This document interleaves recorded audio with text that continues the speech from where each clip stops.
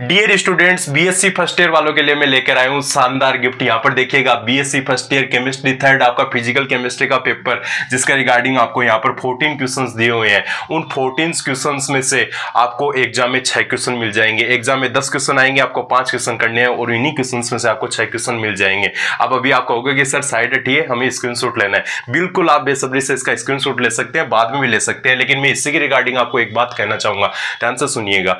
मैं इस पे अप्रोक्स 10 मिनट का टाइम लूंगा, लेकिन इन क्वेश्चंस को कहां तक आपको कैसे लिखना है उसको अच्छे से समझा दूंगा, आप अच्छे से समझ लीजिएगा। और हाँ, किसी को ये जो मैंने बनाए हैं, ये जो पार्ट थी या जो सार्थ है, जो सारथी है, उसी के रिगार्डिंग जो मार्केट में बुक मिलती है उसी के रिगार्डिंग बनाए हैं और क्वेश्चंस भी उसी में आएंगे। और साथ में आपको एक बेनिफिट और दूंगा कि इसी के रिगार्डिंग जो इसका जो मैंने पीडीएफ फाइल है वो भी बनाया है। पीडीएफ फाइल का मीनिंग है कि जो भी आपके पार्ट थी में दिए हुए है ना, जो कंप्लीट फिजिकल केमिस्ट्री के रिगार्डिंग जो भी कंप्लीट क्वेश्चन, उस कंप्लीट क्वेश्चन का पीडीएफ भी दिया है और साथ में मेरे खुद से हाथ से लिखवाए हुए नोट्स है, उसका भी मैं पीडीएफ का लिंक है वो डिस्क्रिप्शन बॉक्स में दूंगा, आप वहां से जाकर देख सकते हैं।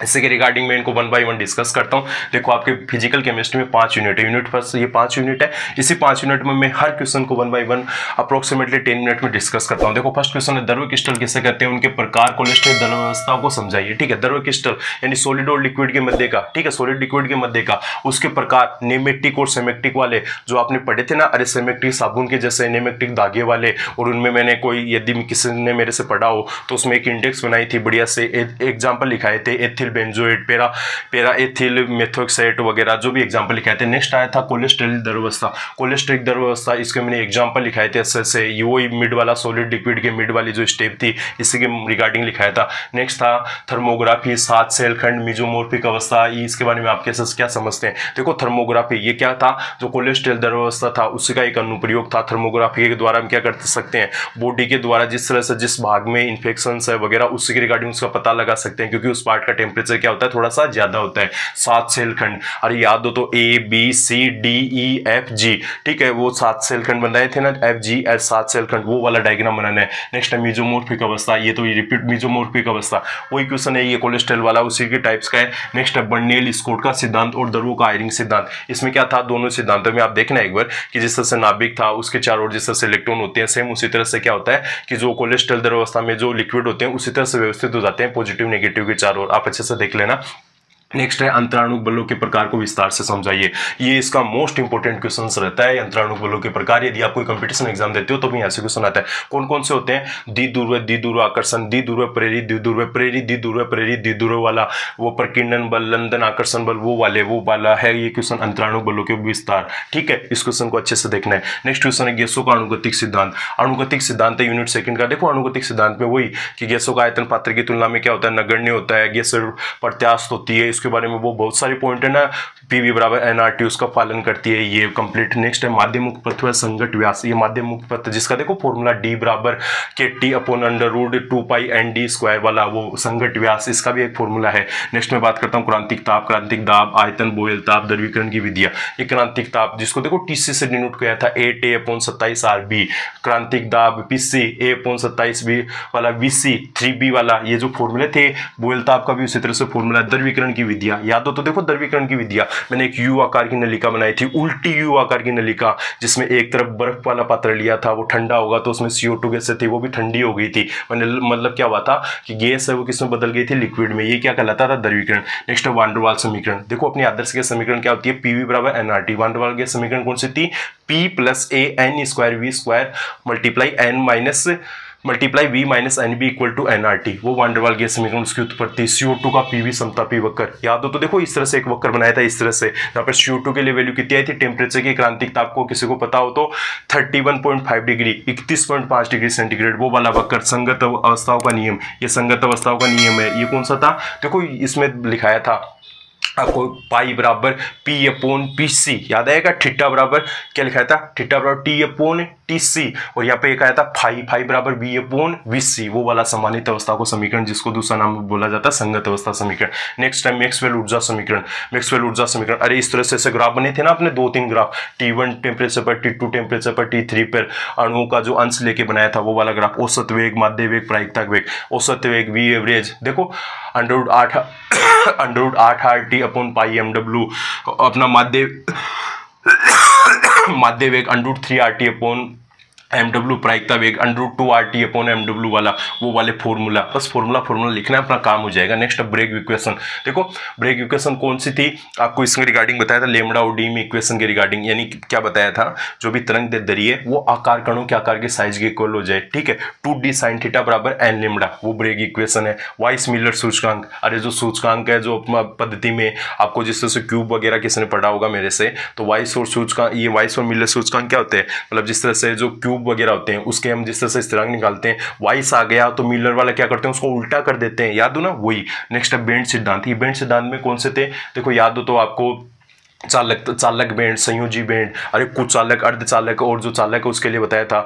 कुचालक में बेंड गैप सबसे ज्यादा होता है 5 इलेक्ट्रॉन वोल्ट, ऊपर की ओर कौन सा होता है, चालक बेंड, आपको बताया था ना, चालू आदमी ऊपर की ओर तो चालक बेंड ऊपर की ओर, संयोजी बेंड नीचे की ओर, वो वाला लिखना है। नेक्स्ट है क्रिस्टलीय व अक्रिस्टलीय ठोस, 12th क्लास से अच्छे से पढ़ते आ रहे हो। क्रिस्टलीय ठोस है, क्रिस्टलीय इसमें नियमित व्यवस्था, अनियमित व्यवस्था पाई जाती है, इसमें अनियमित व्यवस्था पाई जाती है। ये कांच की तरह क्या होते हैं, अतिशीतल द्रव्य होते हैं, कौन से, अक्रिस्टलीय वाले, ये सब पढ़ रखा आपने। देखो समदेशिकता, विसमदेशिकता, समदेशिकता का मीनिंग क्या था, जिस तरह से पदार्थों के वैसे जो भौतिक गुणधर्म जिस तरह से उसमें प्रसार था, भौतिक सामर्थ्य थी, वो सभी दिशा, वो क्या हो गए, सेम दिशाओं में समान होते हैं, वो समदेशिकता विसमदेशिकता, उसके बारे में लिखना है। नेक्स्ट है क्रिस्टल विज्ञान के नियम, क्रिस्टल विज्ञान के नियम, देखो इसमें नाम याद कराता हूँ, अंतराणु कोणों का नियम, परिमेय घातांक का नियम, 3 नियम दिए थे ना, वो वाला। नेक्स्ट मैं यहाँ पे बात करता हूँ रस समीकरण मितीय 2 शॉर्टकी व फ्रेंकल, देखो इसमें स्टाइक्योमेट्रिक डिफेक्ट्स इसको इंग्लिश में बोलते हैं, तो इसमें शॉर्टकी और फ्रेंकल का नाम आया था ना, फिर बाद में नॉन स्टाइक्योमेट्री में धातु आदिक्य, अधातु आदिक्य, वो वाला, तो आपको धातु आदिक्य वाला याद करना है, शॉर्टकी और फ्रेंकल। नेक्स्ट है हार्डी-सुलजे का नियम, मोस्ट इंपोर्टेंट है, इसके रिगार्डिंग कैसे बताया था कि जिस तरह से धनायनिक सोल हो तो उसका विक्षेपण कौन करेगा, ऋणायनिक, यदि ऋणायनिक हो तो कौन करेगा, धनायनिक। मान लीजिए ऋणायनिक ले लेते हैं, तो ऋणायनिक पावरफुल क्या चाहिए, धनायनिक वाला, धनायनिक सबसे ज्यादा पावर कौन सी, जिस एल्यूमिनियम +3, फिर बाद में Mg, फिर Na, यानी एल्यूमिनियम +3 की सबसे ज्यादा पावर, Mg+2 की थोड़ी सी कम, और फिर उसके बाद में Na की और भी कम, ये वाला क्वेश्चन। नेक्स्ट द्रव्य सन्निहित द्रव्य विरोधी कोलाइड, अच्छे से पढ़ाया, द्रव्य सन्निहित द्रव्य विरोधी में इसकी टेबल बनाई गई है, इस टेबल को अच्छे से देख लेना। नेक्स्ट है सरण संख्या, गोल्ड नंबर, देखो गोल्ड नंबर इसमें क्या था, जो NaCl का वो 10%, और वो जिस तरह से एक दिया हुआ था ना एक लाइन कि NaCl के 10% मिली तुल्यांक को 2 ग्राम इससे NaCl से संयोजित करने, मिली तुल्यांक को गोल्ड से इस तरह से संयोजित करने के लिए, बैलेंसिंग के लिए जो रिक्वायरमेंट वाला वो सिस्टम है, गोल्ड संख्या, इस गोल्ड संख्या और हार्डी-सुलजे में एक 100% श्योर आएगा, ठीक है। नेक्स्ट वाला देखो विद्युत कंसंट्रेशन, इलेक्ट्रोफोरेसिस का डायग्राम बनाया था ना, अरे एक यू आकार की नली ली थी, उसमें क्या होता, कोलाइडी विलियन जा रहे थे, वो वाला सिस्टम। नेक्स्ट देखो टिंडल प्रभाव, ब्राउनी गति, वो टिंडल प्रभाव किसके कारण होता था, प्रकीर्णन के कारण, किसके कारण, प्रकीर्णन के कारण, ब्राउनी गति, ब्राउनी का मीनिंग इधर उधर के से भी अनियमित गति, वो वाला। नेक्स्ट वाले बात करते हैं पेप्टिकरण, पेप्टिकरण क्या था, देखो लिक्विड का था, उसी में जो लिक्विड है उसके जो परिक्षेपण की विधियों में एक नाम आया था पेप्टिकरण का। नेक्स्ट मैं बात करता हूँ ब्रीडिंग आर्क विधि, इसमें क्या था, यू आकार की नली थी, ब्रीडिंग आर्क, आर्क का मीनिंग हम बोल सकते हैं ना, शुद्ध देसी लैंग्वेज में बोलो ताती ताव, इसका मीनिंग उसमें इलेक्ट्रोड लगा दिए थे, कैथोड एनोड वाला, वो ब्रीडिंग आर्क विधि हो गया। नेक्स्ट वाला मैं बात करता हूँ यहाँ से जिस तरह से विद्युत कण, ये हो गया कोलाइडो के अनुप्रयोग, कोलाइडो का अनुप्रयोग मोस्ट इंपोर्टेंट है, जिसमें इसमें बताया था आकाश का नीला रंग होता था, डेल्टा बनता था, अपने कोई चोट लग जाती थी तो उसके रिगार्डिंग फिटकरी का यूज करते थे, वो सब के क्या थे, कोलाइडो के उपयोगी तो थे। ये देखो तीनों अच्छे से देख लेना, आकाश का नीला रंग, डेल्टा, रक्त को रोकने के लिए फिटकरी, इनको मैंने अच्छे से बताया जिस तरह से। चलो अब एक बता देता हूँ, आकाश का नीला रंग किसके कारण, प्रकीर्णन के कारण, डेल्टा, जहां पर क्या होता है, डेल्टा का मीनिंग क्या होता है, वैसा समुद्र का ऐसा जगह जहां पर कई सारी नदियां मिलती है, तो उसमें क्या होगा, कोलाइडी कण वहां पे आ जाते हैं, और कोलाइडी कणों का आकार है जिससे वास्तविक विलयन से थोड़ा सा बड़ा होता है, इसी के रिगार्डिंग बताया था ना, वो की वही डेफिनेशन है। यहाँ पे मैंने रक्त को रोकने के लिए फिटकरी, क्यों, रक्त है, रक्त में क्या पाया जाएगा, हीमोग्लोबिन, हीमोग्लोबिन का मीनिंग Fe पाया जाएगा। फिटकरी है, एल्यूमिनियम, फिटकरी होती है, फिटकरी का आपको फॉर्मूला पता है, उसके रिगार्डिंग एल्यूमिनियम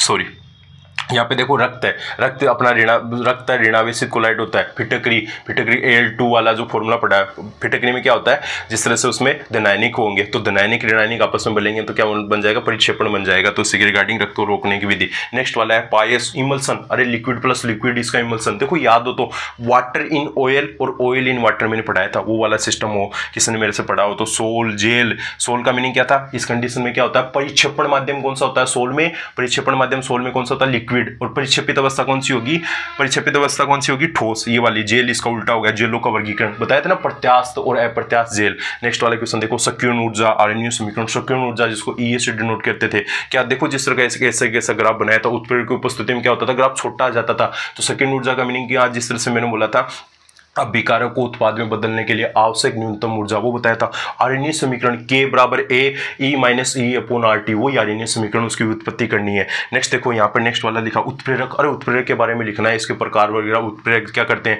तो रासायनिक अभिक्रिया की दर को बढ़ा देते हैं। उत्प्रेरक के प्रकार समांगी, विषमांगी, बस वही तो करना है। नेक्स्ट वाला देखो यहाँ पे टक्कर सिद्धांत। टक्कर सिद्धांत आपको बताया था, जिस तरह से टक्कर सिद्धांत के लिए जरूरी क्या है, जिस तरह से जो भी कोई कण है वो क्या होने चाहिए, समान दिशा में, जिस तरह से उनका अभिविन्यास क्या होना चाहिए, समान, तभी टक्करें होंगी।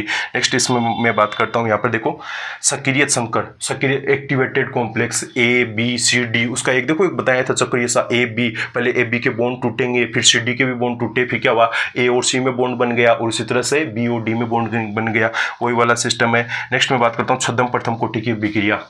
छद्म, इसमें देखो वो ग्लूकोज है, उसका वाटर की परसेंटेज में C6 है, H12 है, O6 का H2 की परसेंटेज में लिया था, तो वहाँ पे H2 को किस में बताया था, आधिक्य में, इस कारण से उसको इंक्लूड नहीं किया था। किसकी अभिक्रिया थी, छद्म प्रथम कोटि की। एक नाम है रेडियोएक्टिव क्षय, ये देखो कौन सा था, प्रथम कोटि के अनुसार होता है रेडियोएक्टिव क्षय। इसमें लिखा था NT बराबर N0 e की पावर माइनस लैम्डा टी, वो का वाला, वो वाला क्वेश्चन है। नेक्स्ट वाला देखिएगा, शून्य कोटि, प्रथम कोटि, द्वितीय कोटि अभिक्रिया की प्रारंभिक अवस्था समीकरण। शून्य कोटि अक्ष बराबर KT, प्रथम कोटि के बराबर 2.303 upon T multiply log a upon a minus x, वो फॉर्मूला व्युत्पन्न करना है। और देखो ये द्वितीय कोटि में दो प्रकार के होते हैं, सांद्रता अलग अलग लो सेम हो। आपको सरल वाला याद करना है जिसमें सांद्रता क्या हो, दोनों की सेम हो, बस ये तीन ही तो याद करने हैं छोटे छोटे। और मेरी श्योरिटी है, देखो इस क्वेश्चन को अच्छे से देख लेना, मैं साइड में जाऊंगा, आप अच्छे से स्क्रीनशॉट ले लीजिएगा, ठीक है, कि इसमें से मेरी श्योरिटी है कि आपके एग्जाम में 10 क्वेश्चन आएंगे, 10 में से 6 क्वेश्चन आ जाएंगे। इनको अच्छे से देख लेना, ढंग से रट्टा मार लेना, और भी मैं आपको नोट्स साथ में प्रोवाइड करवा दूंगा।